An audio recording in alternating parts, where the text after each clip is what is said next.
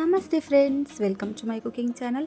ಇವತ್ತಿನ video special ಏನಪ್ಪ ಅಂದರೆ ಹುಳಿಯನ್ನ ತುಂಬಾ ಈಸಿಯಾಗಿ ಮಾಡ್ಬೋದು, ಅಷ್ಟೇ ರುಚಿಯಾಗಿ ಇರುತ್ತೆ. ಕೆಲವೊಂದು ಸಾರಿ ದೇವಸ್ಥಾನದಲ್ಲೂ ಕೂಡ ಪ್ರಸಾದವಾಗಿ ಕೊಡ್ತಾರೆ.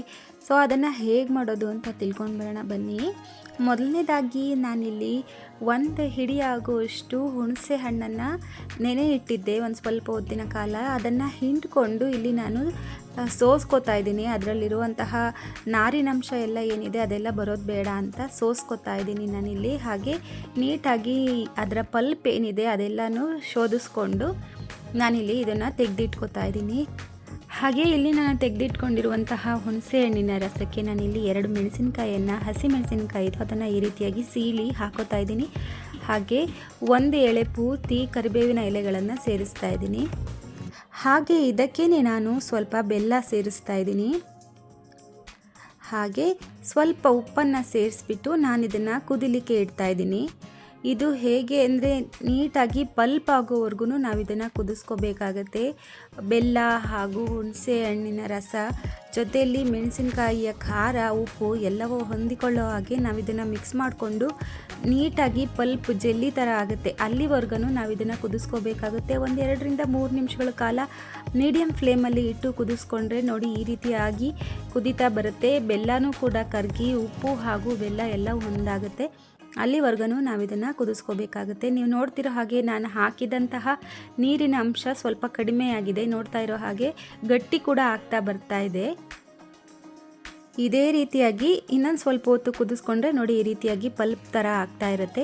ಅಲ್ಲಿವರೆಗೂ ಕುದಿಸ್ಕೊಂಡು ನಾವು ಇದನ್ನು ಆಫ್ ಮಾಡಿಬಿಟ್ಟು ಸೈಡಲ್ಲಿ ಎತ್ತಿಟ್ಕೋಬೇಕಾಗುತ್ತೆ. ಇದನ್ನು ಮಾಡಿ 1 ವಾರಗಳ ಕಾಲ ನಾವು ಇದನ್ನು ಸ್ಟೋರ್ ಮಾಡಿ ಇಟ್ಕೋಬಹುದು. ಹಾಗೆ ನಾನಿಲ್ಲಿ ಒಂದು ಬಾಣಲೆ ತೊಗೊಂಡಿದ್ದೀನಿ. ಅದಕ್ಕೆ 2 ರಿಂದ 3 ಟೇಬಲ್ ಸ್ಪೂನ್ ಆಗುವಷ್ಟು ಅಡುಗೆ ಎಣ್ಣೆ ಸೇರಿಸ್ತಾ ಇದ್ದೀನಿ. ಹಾಗೆ ಅರ್ಧ ಟೇಬಲ್ ಸ್ಪೂನ್ ಆಗುವಷ್ಟು ಸಾಸಿವೆ, ಅರ್ಧ ಟೇಬಲ್ ಸ್ಪೂನ್ ಆಗುವಷ್ಟು ಜೀರಿಗೆ ಸೇರಿಸ್ತಾ ಇದ್ದೀನಿ. 1 ಟೇಬಲ್ ಸ್ಪೂನ್ ಆಗುವಷ್ಟು ಉದ್ದಿನಬೇಳೆ ಕೂಡ ಸೇರಿಸ್ತಾ ಇದ್ದೀನಿ. 1 ಟೇಬಲ್ ಸ್ಪೂನ್ ಆಗುವಷ್ಟು ಕಡಲೆಬೇಳೆ ಸೇರಿಸ್ತಾ ಇದ್ದೀನಿ. ಹಾಗೆ 1-2 ಟೇಬಲ್ ಸ್ಪೂನ್ ಆಗುವಷ್ಟು ಶೇಂಗಾ ಬೀಜ ಕೂಡ ಸೇರಿಸ್ತಾ ಇದ್ದೀನಿ. ಹಾಗೆ 3 ರಿಂದ 4 ಒಣಮೆಣಸಿನಕಾಯನ್ನು ಸೇರಿಸ್ತಾ ಇದ್ದೀನಿ. ಜೊತೆಯಲ್ಲಿ ಒಂದಷ್ಟು ಕರಿಬೇವಿನ ಎಲೆಗಳನ್ನು ತಗೊಂಡಿದ್ದೀನಿ, ಅದನ್ನು ಕೂಡ ಸೇರಿಸ್ತಾ ಇದ್ದೀನಿ. ಇವೆಲ್ಲವೂ ಗರಿ ಅನ್ನೋ ಹಾಗೆ ಹುರ್ಕೋಬೇಕಾಗತ್ತೆ. ನಾನು ಇದನ್ನು ಗೋಲ್ಡನ್ ಬ್ರೌನ್ ಬರೋವರೆಗೂ ನಾನು ಇದನ್ನು ಹುರ್ಕೊಂಡು ಬರ್ತೀನಿ. ಹಾಗೆ ಇದನ್ನು ಸ್ವಲ್ಪ ಹೊತ್ತು ಹುರಿದ ನಂತರ ನೋಡಿ ಈ ರೀತಿಯಾಗಿ ಗರಿ ಆಗ್ತಾ ಬರ್ತಾ ಇರುತ್ತೆ. ಆ ಟೈಮಲ್ಲಿ ನಾನು ಹಿಂಗನ್ನು ಸೇರಿಸ್ತೀನಿ. ಒಂದು ಅರ್ಧ ಟೇಬಲ್ ಸ್ಪೂನ್ ಆಗುವಷ್ಟು ಹಿಂಗು ಬೇಕಾಗುತ್ತೆ. ಈ ಹುಳಿಯನ್ನಕ್ಕೆ ಹಿಂಗೆ ಹಾಕ್ತಾ ಇದ್ದರೆ ಟೇಸ್ಟೇ ಬರೋದಿಲ್ಲ. ಸೊ ಹಾಗಾಗಿ ಹಿಂಗೆ ಹಾಕಲೇಬೇಕಾಗುತ್ತೆ. ಜೊತೆಯಲ್ಲಿ 1 ಟೇಬಲ್ ಸ್ಪೂನ್ ಆಗುವಷ್ಟು ಎಳ್ಳನ್ನು ಸೇರಿಸ್ತಾ ಇದ್ದೀನಿ. ಕರಿ ಎಳ್ಳಾದರೂ ಆಯಿತು, ಬಿಳಿ ಎಳ್ಳಾದರೂ ಆಯಿತು ಸೇರಿಸ್ಕೋಬೋದು. ನಾನಿಲ್ಲಿ ಬಿಳಿ ಎಳ್ಳು ತೊಗೊಂಡಿದ್ದೀನಿ. ಅದನ್ನು ಕೂಡ ನಾನಿಲ್ಲಿ ಸ್ವಲ್ಪ ಹೊತ್ತು ಫ್ರೈ ಮಾಡ್ಕೋತೀನಿ. ಎಣ್ಣೆಯಲ್ಲಿ ಎಳ್ಳು ಸ್ವಲ್ಪ ಬೇಗ ಫ್ರೈ ಆಗುತ್ತೆ. ಹಾಗಾಗಿ ನಾನು ಇದನ್ನು ಲಾಸ್ಟಲ್ಲಿ ಹಾಕೋತಾ ಇದ್ದೀನಿ. ಜೊತೆಯಲ್ಲಿ ಒಂದು ಅರ್ಧ ಟೇಬಲ್ ಸ್ಪೂನ್ ಆಗುವಷ್ಟು ಅರಿಶಿಣ ಪುಡಿಯನ್ನು ಕೂಡ ಸೇರಿಸ್ತಾ ಇದ್ದೀನಿ. ಹಾಗೆ ಅರಿಶಿಣದ ಘಮ ಬರೋವರೆಗೂ ನಾನು ಇದನ್ನು ಹುರ್ಕೋತೀನಿ. ಒಂದು ಸ್ವಲ್ಪ ಹೊತ್ತಿನ ನಂತರ ನಾನಿಲ್ಲಿ ಇದಕ್ಕೆ ಸ್ವಲ್ಪ ಅಚ್ಚ ಖಾರದ ಪುಡಿಯನ್ನು ಸೇರಿಸ್ತಾ ಇದ್ದೀನಿ. ಖಾರಕ್ಕೆ ಹುಳಿಯಲ್ಲಿ ನಾನು ಸ್ವಲ್ಪ ಹಸಿಮೆಣಸಿನಕಾಯಿ ಕೂಡ ಸೇರಿಸಿದ್ದೀನಿ. ಇಲ್ಲಿ ಸ್ವಲ್ಪ ಒಣಮೆಣಸಿನಕಾಯಿ ಕೂಡ ಸೇರಿಸಿದ್ದೀನಿ. ಹಾಗಾಗಿ ಖಾರದ ಪುಡಿಯನ್ನು ಸ್ವಲ್ಪ ನೋಡಿಕೊಂಡು ಹಾಕ್ಕೋಬೇಕಾಗತ್ತೆ. ಹಾಗೆ ಇದನ್ನು ಲೋ ಫ್ಲೇಮಲ್ಲಿ ಇಟ್ಕೊಂಡು ಹುರ್ಕೋಬೇಕಾಗುತ್ತೆ. ಹೈ ಫ್ಲೇಮಲ್ಲಿ ಇಟ್ಕೊಂಡ್ರೆ ಸೀದೋಗ್ಬಿಡುತ್ತೆ. ಹಾಗಾಗಿ ಇದಾದ ನಂತರ ಸ್ವಲ್ಪ ಹೊತ್ತಿನ ನಂತರ ನಾವು ಹುಣಸೆ ಹಣ್ಣಿನ ಪಲ್ಪ್ ರೆಡಿ ಮಾಡ್ಕೊಂಡಿದ್ವಿ ಅಲ್ವಾ, ಅದನ್ನು ಕೂಡ ಸೇರಿಸ್ತಾ ಇದ್ದೀನಿ.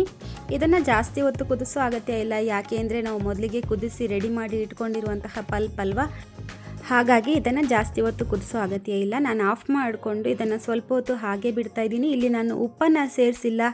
ಯಾಕೆ ಅಂದರೆ ಪಲ್ಪಲ್ಲಿ ಸ್ವಲ್ಪ ಉಪ್ಪಿತ್ತಲ್ವ, ಹಾಗಾಗಿ ನಾನು ನೇರವಾಗಿ ಅನ್ನಕ್ಕೆ ಈ ಹುಳಿಯನ್ನು ಹಾಕೋತಾ ಇದ್ದೀನಿ. ಈ ಟೈಮಲ್ಲಿ ಉಪ್ಪನ್ನು ಸ್ವಲ್ಪ ಹಾಕ್ಕೊಂಡು ನಾವು ಅಡ್ಜಸ್ಟ್ ಮಾಡ್ಕೋಬೇಕಾಗತ್ತೆ. ನೋಡಿ ಈ ಟೈಮಲ್ಲಿ ನಾನು ಸ್ವಲ್ಪ ಉಪ್ಪನ್ನು ಸೇರಿಸಿ ಇದನ್ನು ಕಲಿಸ್ಕೊಂಡು ಬರ್ತೀನಿ. ತುಂಬಾ ರುಚಿಯಾಗಿರುತ್ತೆ. ನೀವು ಎಲ್ಲಾದರೂ ಪಿಕ್ನಿಕ್ ಹೋಗ್ತಾ ಇದ್ದೀರಾ ಅಂತ ಅಂದಾಗ ಇಮಿಡಿಯೇಟಾಗಿ ಮಾಡ್ಕೊಂಡು ಹೋಗ್ಬೋದಾಗಿರುವಂತಹ ರೆಸಿಪಿ ಇದು. ತುಂಬಾ ರುಚಿಯಾಗಿರುತ್ತೆ. ಹಾಗೆ ಅಷ್ಟೇ ಬೇಗನೆ ಮಾಡ್ಕೋಬೋದು. ನೀವು ನೋಡ್ತಿರೋ ಹಾಗೆ ಯಾರ್ಯಾರಿಗೆ ಪುಳಿಯೋಗರೆ ಇಷ್ಟ ಆಗುತ್ತೆ ಅವರಿಗೆಲ್ಲರಿಗೂ ಈ ಹುಳಿಯನ್ನು ತುಂಬಾ ಇಷ್ಟ ಆಗುತ್ತೆ. ತುಂಬಾ ಟೇಸ್ಟಿಯಾಗಿರುತ್ತೆ. ಕೆಲವೊಂದು ಸಾರಿ ದೇವಸ್ಥಾನದಲ್ಲೂ ಕೂಡ ತಿಂದಿರ್ತೀರಾ. ಹೇಗೆ ಮಾಡೋದು ಅಂತ ಗೊತ್ತಿಲ್ಲ ಅಂದರೆ ಇದೊಂದು ಒಳ್ಳೆ ರೆಸಿಪಿ. ಈ ವಿಡಿಯೋ ನೋಡಿಕೊಂಡು ನೀವು ಕೂಡ ಟ್ರೈ ಮಾಡಿ. ಒಮ್ಮೆ ಇದನ್ನು ನೀಟಾಗಿ ಕಲಸಿ ಸರ್ವ್ ಮಾಡಿಕೊಂಡ್ರೆ ಆಯಿತು. ತುಂಬಾ ಈಸಿಯಾಗಿರುವಂತಹ ರೆಸಿಪಿ, ಹಾಗೆ ಅಷ್ಟೇ ಟೇಸ್ಟಿಯಾಗಿ ಕೂಡ ಇರುತ್ತೆ. ಟಿಫನ್ಗೆ ಲಂಚ್ ಬಾಕ್ಸ್ಗಾದರೂ ಆಗಿರ್ಬೋದು ತುಂಬಾ ರುಚಿಯಾಗಿರುವಂತಹ ರೆಸಿಪಿ ಇದು. ಹಾಗೆ ಒಂದೇ ಥರ ಚಿತ್ರಾನ್ನ ತಿಂದು ಬೋರ್ ಆಗಿದ್ದರೆ ಒಮ್ಮೆ ಇದನ್ನು ಟ್ರೈ ಮಾಡಿ ನೋಡಿ, ಪದೇ ಪದೇ ಮಾಡ್ಕೊಂಡು ತಿಂತೀರ, ಅಷ್ಟು ರುಚಿಯಾಗಿರುತ್ತೆ. ಯಾವಾಗಲೂ ತಿಂಡಿ ಮಾಡಲಿಕ್ಕೆ ಟೈಮ್ ಇಲ್ಲ ಅಂದಾಗ ಇದನ್ನು ಒಮ್ಮೆ ಟ್ರೈ ಮಾಡಿ ನೋಡಿ. ಹಾಗೆ ಈ ವಿಡಿಯೋ ನಿಮಗೆ ಇಷ್ಟ ಆಗಿದ್ದರೆ ಲೈಕ್ ಮಾಡಿ, ಶೇರ್ ಮಾಡಿ, ಕಾಮೆಂಟ್ ಮಾಡಿ. ಹಾಗೆ ನನ್ನ ಚಾನಲ್ನ ಸಬ್ಸ್ಕ್ರೈಬ್ ಆಗೋದನ್ನು ಮರಿಬೇಡಿ. ಮುಂದಿನ ವಿಡಿಯೋದಲ್ಲಿ ಸಿಗೋಣ. Thank you.